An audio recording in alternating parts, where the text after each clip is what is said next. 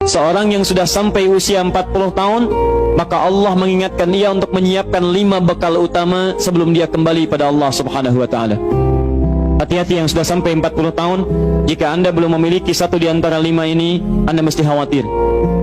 Dan ini peringatan dari Al-Quran. Baik, 1.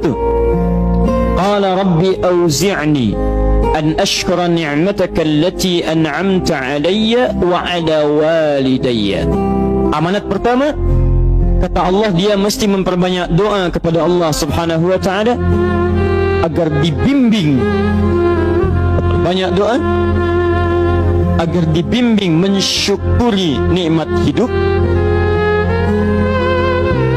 plus bisa meningkatkan bakti pada orang tua. 1. Rabbi auzi'ni an ashkura ni'mataka allati an'amta alayya wa ala walidayya. Perhatikan baik-baik.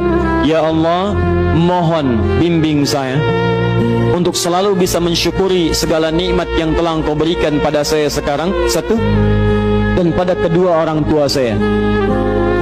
Baik, jadi kalau sudah sampai usia 40 tahun, pertama, anda memohon doa kepada Allah untuk dibimbing terus bersyukur kepada Allah.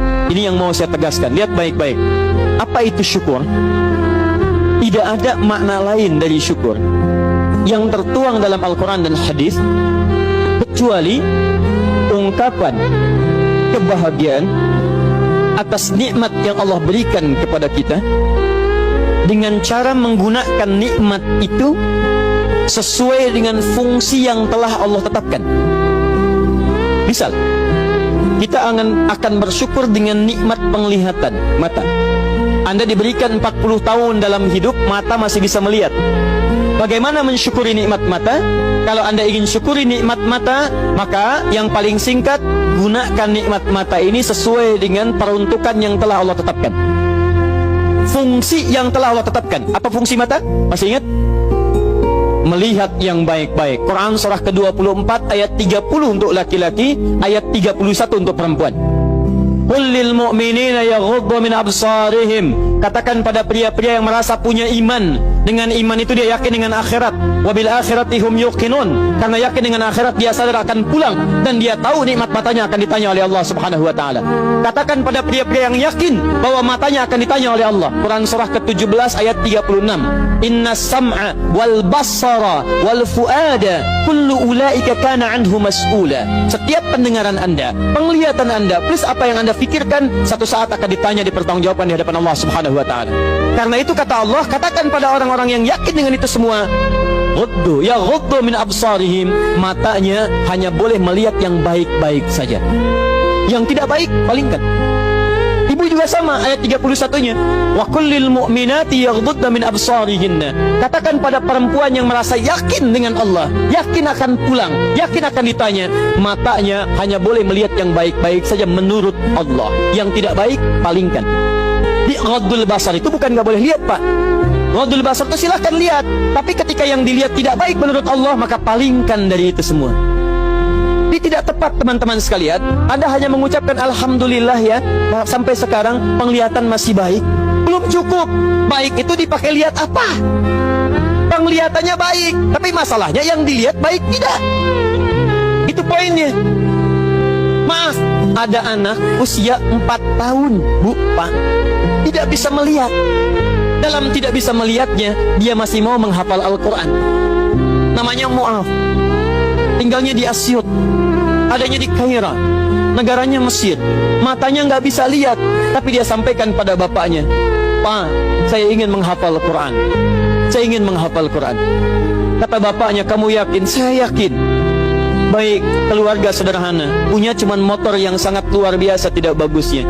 Dimodifikasi dashboardnya, menempuh jarak kisaran 20 km. Datang pada syekhnya, bapaknya kemudian membonceng, muadnya di belakang. Teman-teman sekalian, setiap berangkat datang pada syekh, dapat hafalan baru, bapaknya tulis ayatnya, disimpan di dashboardnya. Di jalan lihat ke sini, lihat ke jalan, lihat ke sini, lihat ke jalan. Mu'ad bacakan ayatnya, bapaknya mendengarnya. Secara singkat, tiba-tiba setelah itu fasenya berakhir, jadilah anak ini hafal Quran. Yang ngantar belum hafal Quran, yang diantar nggak bisa lihat hafal Quran. Saking mudahnya Al-Quran, yang nggak bisa lihat bisa hafal Quran. Tapi bapaknya dapat pahala dari transferan anaknya. Perhatikan baik-baik.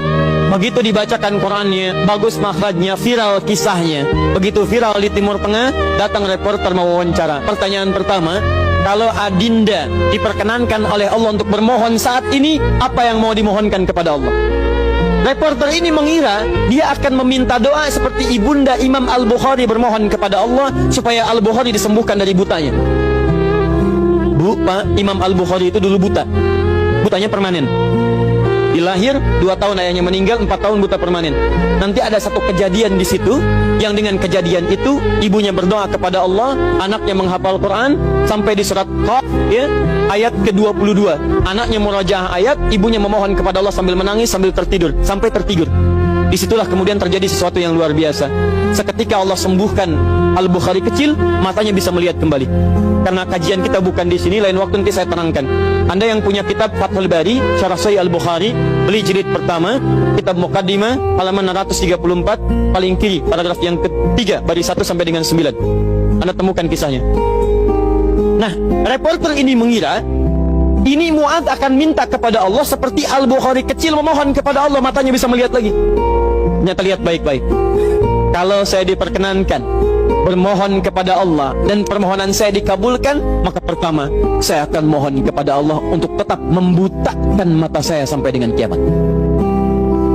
Ya Rabb, mohon butakan mata saya sampai kiamat, karena dengan buta mata ini saya bisa menghafal Quran. Saya takut ya Allah, kalau saya melihat lagi, mata saya melihat maksiat dan hilang Quran dari hafalan saya. Anda bisa bayangkan, anak kecil 4 tahun, mata nggak bisa lihat, digunakan menghafal Quran. Dan dia takut kalau melihat matanya dipakai maksiat. Antum dikasih 40 tahun, 40 tahun, lebih daripada 4 tahun, lebih dari 14 tahun, Anda sampai 40 tahun, dipakai mata, dipakai apa mata Anda sampai dengan hari ini? Berapa maksiat yang telah Anda kumpulkan dari mata Anda itu? Mungkin wajar, jangankan hafal, baca masih sulit, lihat mushaf masih enggan, membaca masih susah. Kalau Anda sulit berhadapan dengan Al-Quran dalam pandangan Anda, tanyakan pada diri Anda, dipakai maksiat apa mata ini selama ini?